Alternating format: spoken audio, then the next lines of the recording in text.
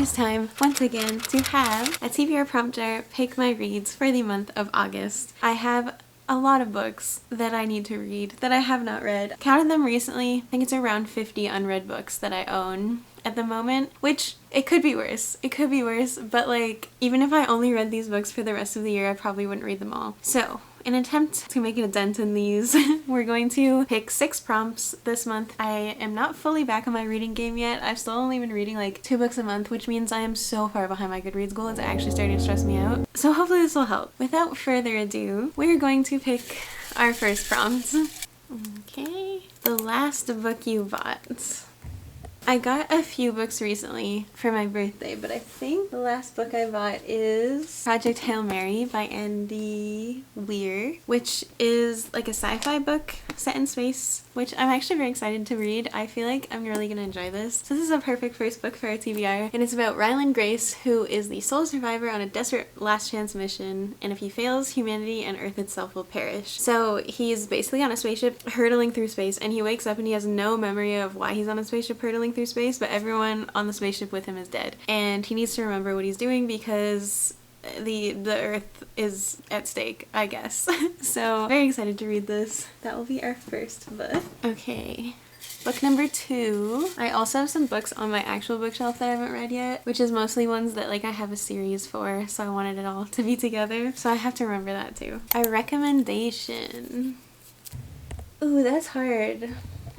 I feel like most of the books that I own and read honestly are recommendations, either from like booktube, bookstagram, friends, family. So I think for like the millionth time, I'm gonna go with The 7-Year Slip because I have heard so many good things about this literally everywhere, which is what made me want to read it. And I feel like I've read the synopsis for this so many times. So very quickly, it's magical realism, it's a romance, literary fiction romance mixture, and it's about Clementine West, and she moves into her late aunt's apartment and she finds out that it's kind of like a portal in time, and there's a guy there that lives 7 years in the past. It's supposed to be really emotional and really beautiful and really good, and I think this could be a 5-star read. I want to do a reading 5-star predictions reading vlog in August, so this will be good for that. And honestly, I feel like I could read both of these in that video, so it's a good TBR so far. Zeus's pick. But if you don't know, Zeus is my dog, and the way I've mostly seen this done is people will put like 2 or 3 book options out and put like treats on top, and then whichever one your pet takes first is the book that you're gonna read this month. Now, my dog apparently has a busier social calendar than I do because he's not home right now. He's at the cottage. He's having the time of his life. So I'm gonna have to film this later and I'll insert it, and then you guys will know what book it is. I don't know what book it's gonna be yet.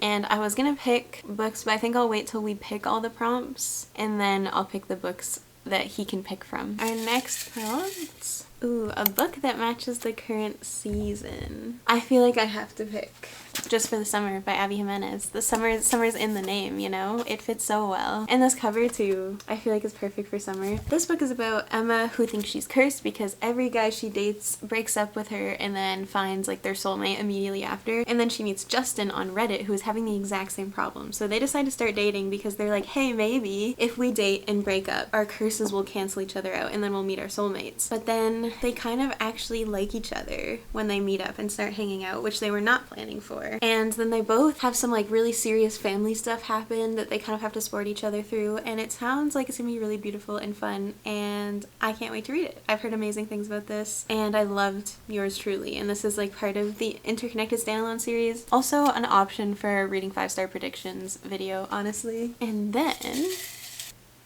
a book you keep almost reading or buying. There's a couple of those, definitely. I'm trying to think of which ones have been on my TBR the most. I feel like there's 2 options here. I'm thinking either Love in Other Words. I know, like I should read this. Or This Is How You Lose the Time War, because I put both of these on multiple TBRs and I haven't read either of them. This one is more so just because I've been in a really bad reading slump, and so I've only been reading like a book a month. This one I have no excuse. This has been on my TBR for years, actual years. I think I'm gonna go with this one though. It's like almost I've built up too much intimidation for this, but maybe I should just read this. I really want to read this though, that's the problem. Not that I don't want to read this, but like this is more new on my TBR and I always want to read my newer books. Because I feel like this could be 5 stars. And it feels summery. But I already have 2 romances. Okay, no. I'm gonna pick This Is How You Lose the Time More because it's short and I feel like honestly I'm gonna be more likely to read this month. I will read Love and Other Words one day. I promise. But this is kind of like a sci-fi e-book. And it is the Ashes of a Dying World and Red and Blue, who are on like opposite sides of this like intergalactic war, start writing letters to each other. And their battlefield boast grows into a dangerous game, one that both of them are determined to win because winning's what you do in war, isn't it? And it's written by Amal A. Motar and Max Gladstone, and I've heard amazing things about this and I'm very excited to read it. I think it'll be a good change of pace from probably what's going to be a bunch of romances on this month's TBR. Okay, we're going to pick one more and then we'll pick the books that my dog can choose from. A book with a number in the title. I already picked the 7-year slip, so I actually don't know if I have another option for this.